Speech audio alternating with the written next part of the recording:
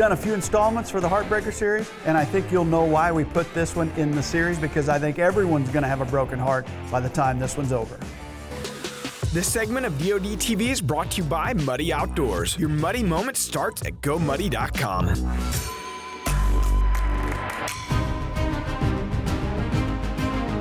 All right, everybody knows we love to manage whitetail deer. And with the management of the resource, you have a lot of highs and lows as you go along.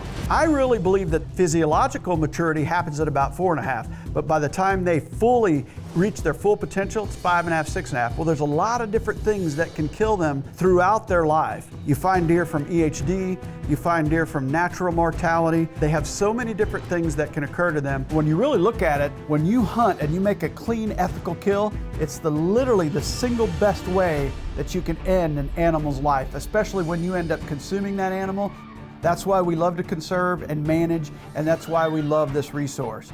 Well, here's a story of 2 bucks that I had on the farm. One of them was called AB because he looked like a buck we called the Aaron Bennett buck years ago. And the other one is called Baby G. Well, you know, with a name like BBG, this deer hopefully is destined for greatness. I had pictures of both of these animals when they were younger.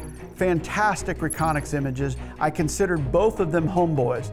AB, he was on the farm literally year-round. Baby G would show up sometime in October and then he'd stay. But by and large, they shared the same home range. I had lots of pictures of them, but I had never encountered either of the deer until one night. Wade and I snuck into a muddy bull blind and we were on 6 fingers. We were up there hunting a buck called TNT, and all of a sudden, from our south, enters into our life the buck we call Baby G. Beautiful encounter, fully sunlit, of a future giant. See? Coming across the hill? Mm-hmm. That's Baby G.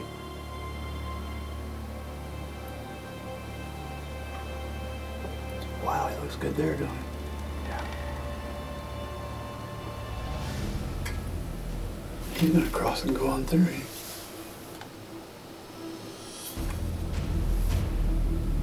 Nice buck right there. Big 4-year-old we call Baby G.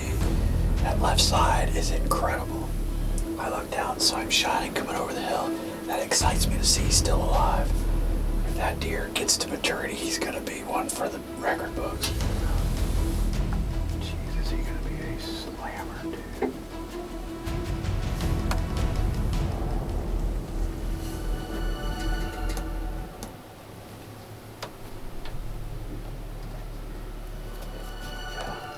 He's acting like he's going down into that big bottom. His tongue's hanging out the side of his face.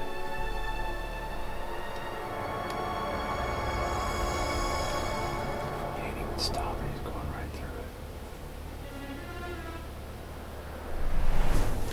What a great encounter. I've got several pictures of that deer. And like I said, if he gets to maturity, he's gonna be incredible. That made the night right there. Awesome.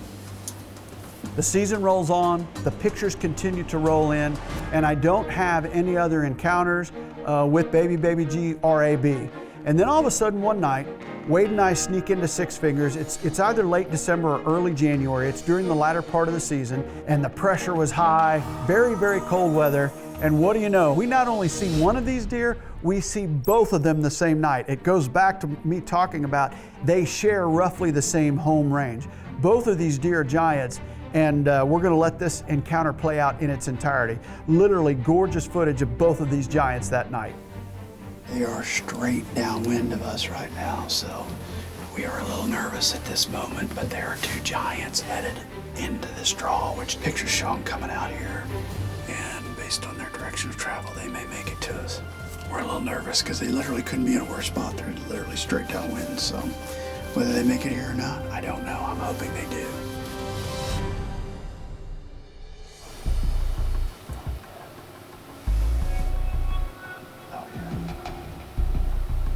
Footage is a little foggy. Yeah, footage is a little foggy.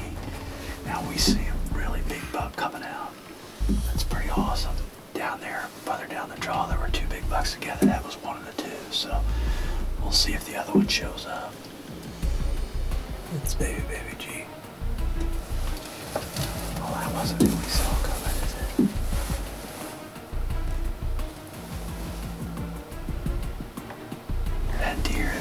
absolute giant. He's 4.5 years old because we have pictures of him the last 2 years, so we know how old he is.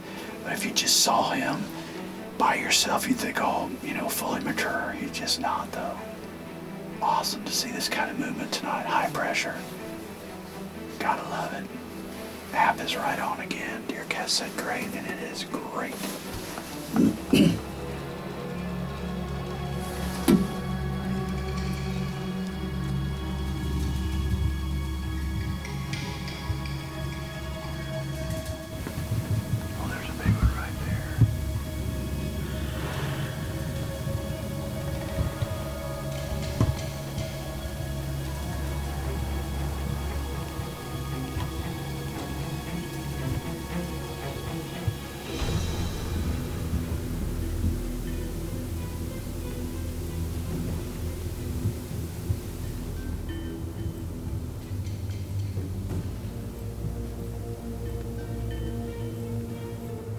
Gorgeous, gorgeous encounter with two incredible specimens. I believe them to be 4.5 at this time, and in my opinion, both of these deer could grow into world-class deer.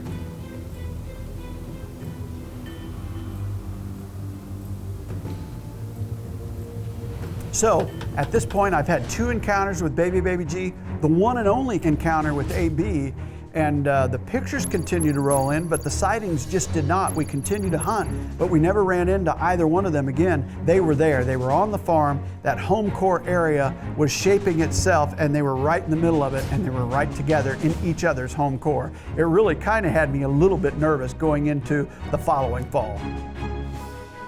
All right, summer rolls around, and true to form, AB is there, and I mean, he is a mega giant for the state of Iowa. I mean, it was literally looked like a rib cage on either side of his rack. I had so many awesome pictures of this deer during the summer in full velvet. We are hunting this deer during the early season. In fact, the night that Terry killed Dangerous Calling, he was in there after one of 2 deer, either AB or Dangerous Calling. It just ended up that Dangerous Calling was the one that he got a shot at that night. Continue to get pictures all over in this area, but we just didn't run into it. Then, sometime in October, much like he had done the previous 2 seasons, Baby G shows back up. He didn't have the growth that AB had, but nonetheless, he's still a really big Southern Iowa deer. And even more so than the previous 2 seasons, these 2, I'm getting them literally on the exact same cameras, and sometimes the exact same day. And in my heart of hearts, I'm like, we need to kill one of these 2 deer before they kill each other. The pictures continue to roll in, and we continue to hunt them, but we didn't see them. And then finally, one night, we were across the way at Pump House Pond again, where Terry had shot Dangerous Calling, and we look across the way over there to the far east end of the field, and there walks Baby G. Sure that ain't, well, oh, who it is? Is it him or TNT? They kind of resemble each other. I guess it's him.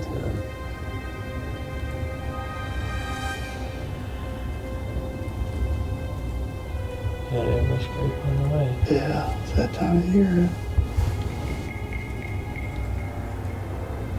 It honestly doesn't look that bad from afar. No, it's better than it does. Yeah. Makes you wonder if he ran AB out.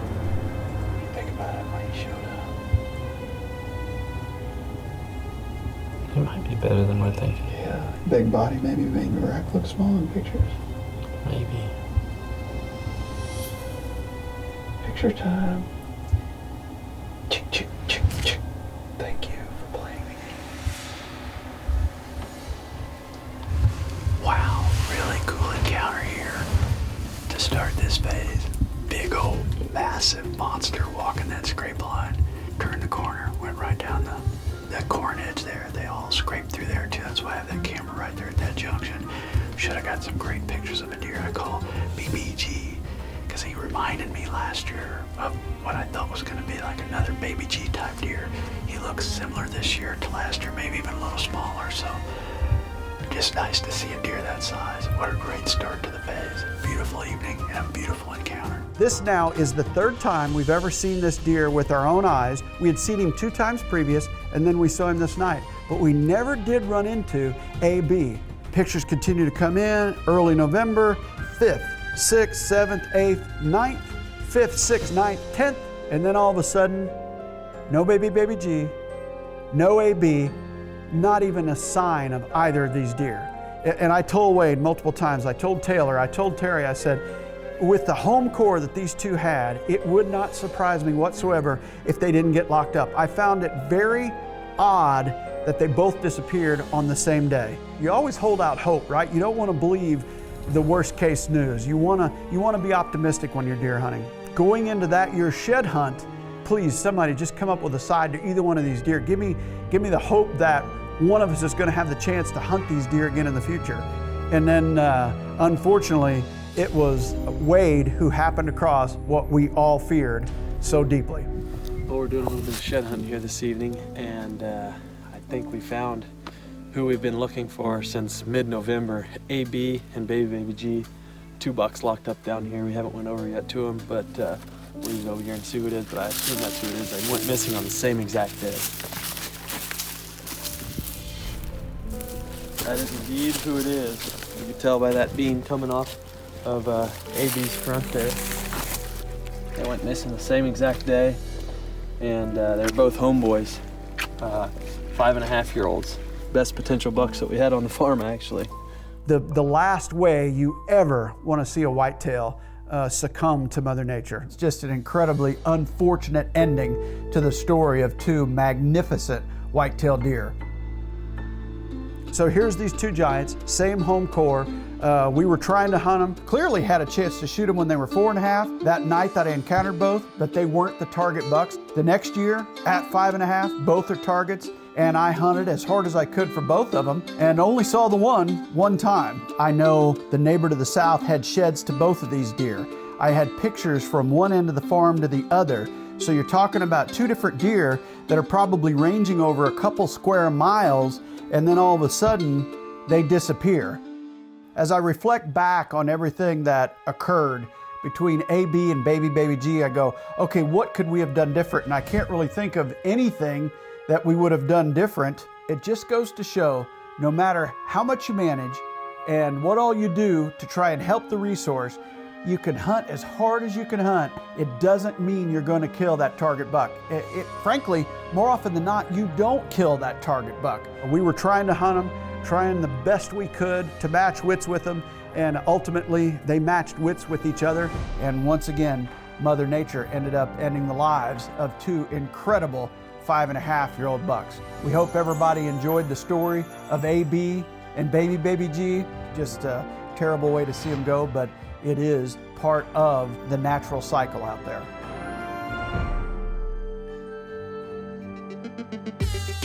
We're adding new videos every week, so make sure to click that subscribe button and check out all of our amazing content. This episode of DODTV was brought to you by Leupold.